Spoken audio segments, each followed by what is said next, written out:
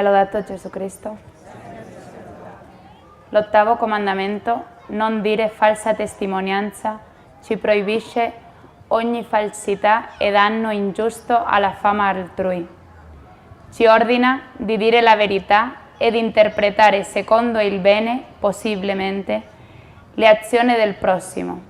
Perciò viola questo precetto chi accusa falsamente un altro, realizzando un'affermazione contraria alla verità in maniera pubblica, cosa che quando si fa sotto giuramento è spergiuro.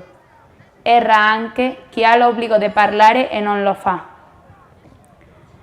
Chi fa maldicenza, cioè senza motivo, rivela i difetti e mancanze dell'altro a coloro che lo ignorano. Chi calunnia, imputando al prossimo una cattiva azione non commessa. Chi fa giudizio temerario, cioè credere senza un motivo sufficiente che il prossimo sia in peccato o abbia una cattiva intenzione. Chi fa giudizio temerario, l'ipocrita, perché una bontà finta non è tale, anzi è una mancanza e una simulazione di santità. Anche chi fa simulazione, fingendo con il fine di causare un giudizio erroneo. Infine, sono contrari a questo precetto la diffamazione, la bugia, la mormorazione, la burla e la violazione di un segreto. Ci possiamo domandare perché seguire questo comandamento. Sono 4 i motivi. In primo luogo, perché mentire ci rassomiglia al diavolo. Così come si riconosce la provenienza di un uomo dal modo di parlare, vi sono uomini che potremmo chiamare diabolici, figli del demonio, in quanto il diavolo è menzognero e padre dell'inganno.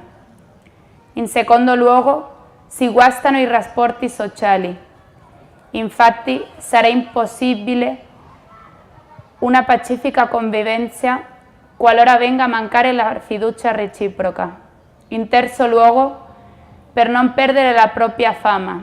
Difatti, non si concede facilmente fiducia a un uomo che racconta bugie come se niente fosse. Così si finirà per non crederli neppure quando dica la verità. Come ricorda il libro del Siracide, da ciò che è sporco si può ricavare qualcosa di pulito, e come ottenere da un bugiardo la verità. In quarto luogo, l'anima stessa ne subisce danno. Il bugiardo, ossia una bocca menzognera, uccide l'anima, come afferma il libro della Sapienza.